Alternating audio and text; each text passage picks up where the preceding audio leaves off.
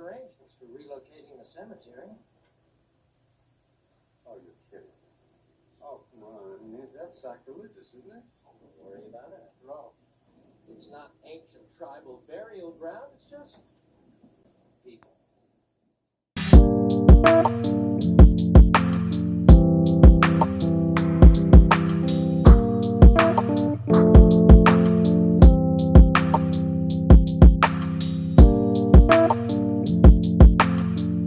Carolyn Towns, cemetery manager and the mastermind behind the plot to not only resell already occupied grave plots, in some cases, Towns authorized the double burying of new bodies on top of previously buried old bodies. The remains of as many as 300 people buried at the Burr Oak Cemetery south of Chicago have been dug up and their grave sites resold. And relatives are outraged. I have 23 family members out here. I have grave sites that haven't even been used. Headstones that are missing. This is ridiculous. This is sacred ground. Authorities say the dug-up remains were dumped elsewhere, often in crude fashion. For graves that were stacked on top of each other, some of the ways in which that was done that it's been explained to us is literally they pounded the other one down and put someone on top.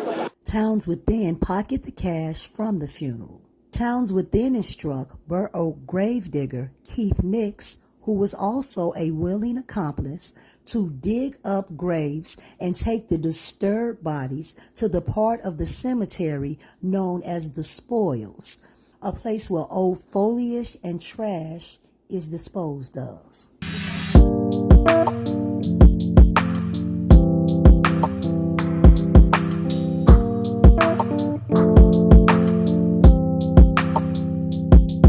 Burr Oak Cemetery was established in 1927 to serve the needs of the African American community due to the increased population from the Great Migration. Founded by Ellis Stewart, the Vice President and Secretary of the Supreme Liberty Insurance Company, the number 2 Black-owned insurance company in the nation at the time, and Earl Dickerson, who was the defense attorney that successfully argued the landmark Supreme Court case Hansberry versus Lee, which was based on the racially restricted covenant barring African Americans from purchasing land in Chicago's Woodlawn neighborhood, which also became the basis of Lorraine Hansberry's 1959 play, Raisin in the Sun.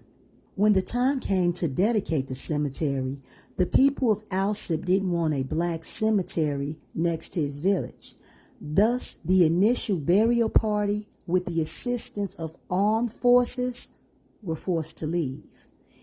Eventually, the burial party returned with a deputy sheriff and was then allowed to dedicate Burr Oak. Over the years, Burr Oak became the final resting place of many prominent members of the African American community. Heavyweight boxing champ Ezra Charles, jazz singer Dinah Washington, blues musician Willie Dixon, and most notably Emmett Till, whose murder was the catalyst that began the civil rights movement.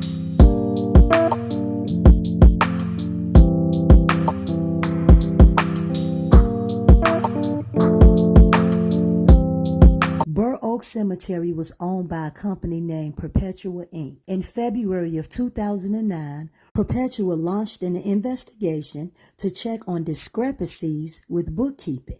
In March of 2009, Towns was fired when it was determined that Towns had been stealing funds. But Carolyn Towns wasn't the first manager at Burr Oak that had defrauded the cemetery. In 2007, James E. Baker, a former employee of Perpetua Inc., warned state regulators about irregularities in the cemetery's maintenance trust fund. Baker believed that the funds of the trust were being mismanaged and recommended an investigation into the money entrusted to Cedar Park for the maintenance of the cemetery, and that the situation should be approved by Perpetua Inc. before they purchased Burr Oak. Burr Oak had been cited at least 5 times for not abiding by the laws associated with the state burial plots in 2001 and in 2007 for not depositing sales from plots into the Ground Maintenance Trust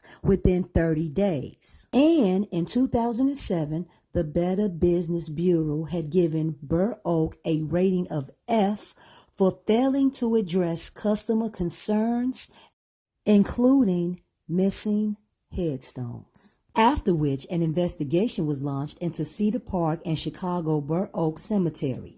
As a result of the reviews of the trust fund practices, Perpetua took corrective actions, which included repayment by Perpetua to the trust fund. Former owners of Burr Oak had made about $400,000 in illegal withdrawals and owed the trust $171,000. In May of 2009, former Burr Oak Cemetery manager Deborah Kellum admitted and pleaded guilty to embezzling more than $200,000 from Perpetua between 2004 and 2008, and for deferring cash payments to herself. Between Kellum and Towns, Burr Oak employees had stolen approximately $500,000 in less than 5 years. Although Towns was fired in March, it wasn't until May that employees tipped off investigators to it being a possible crime at the cemetery. Employees found and bagged a total of 6 human bones on the grounds and turned them over to police. To put it in perspective, Burr Oak Cemetery held a maximum capacity to hold 130,000 plots, meaning that 130,000 individual people could be buried on the grounds. The final count ended up to be anywhere between 140,000 to 147,000 bodies that were buried at Burr Oak Cemetery. And whole areas of the cemetery were unaccounted for. Babyland, which held infants and small children, no longer had headstones identifying who was buried where. Everything at the cemetery was in disarray. The files were so old and kept in such poor condition that they were useless. Headstones were strewn across the cemetery grounds. Some were missing altogether. Graves could not be located. And on top of this fraud, Towns was behind another scheme. In 2001, Carolyn Towns made a promise to Emmett Till's family to build a museum called the Emmett Till Historical Museum to honor the legacy of Till and to become his final resting place. In 2004, the FBI reopened Emmett Till's case and had his body exhumed and put Till in a new coffin. Since the museum hadn't come to pass yet, the family understood Till's reburial to be temporary. When the museum opened up, Till's body would be moved once more and placed inside of the museum. Till's grave was undisturbed by Towns' scheme, yet his original casket had not been cared for. Till's original casket was placed in storage and had a family of possums living inside of it when it was discovered in 2009. Emmett Till's family had the casket restored and gave it to the Smithsonian. Towns also pocketed all the funds collected by the Emmett Till Fund.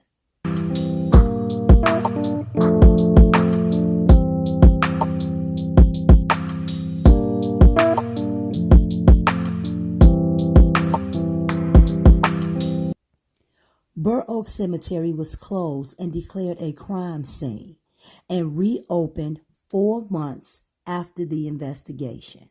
Carolyn Towns, cemetery manager and mastermind behind the plot, was charged with dismembering a human body, theft from a place of worship, damaging of 10 or more headstones, desecration of human remains, conspiracy to dismember multiple human bodies, and the removal of human remains of multiple deceased human beings from a burial ground. Towns pled guilty to all charges and received a 12-year sentence. Brown's foreman Keith Nix was charged with desecrating human remains and was sentenced to 6 years in jail. His brother, dump truck driver Terrence Nix, was also charged with desecrating human remains, yet for playing a lesser role, he only received 3 years. Backhoe driver Maurice Daly was charged with the desecration of human remains, the removal of human remains, and the removal of gravestones or markers. Daly pled guilty and received 3 years probation. Despite there being a vast amount of disturbed graves, only about 1,500 bones belonging to about 29 people were recovered at Burr Oak during the investigation. But a complete count of the total bodies exhumed is still unknown. At least 300 graves were desecrated at Burr Oak between 2003 and 2009.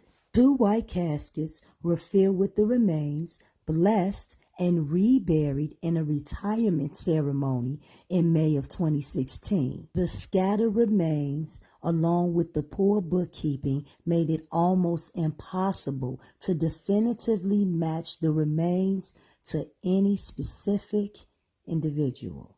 In 2011, in bankruptcy court, 5,000 families signed off on a one-time $100 payment.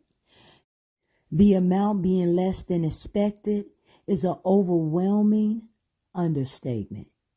The families would have had to prove that their loved ones had been moved, but with no records, left no proof. And by accepting the one-time $100 payment, it prevented the families from pursuing further legal action.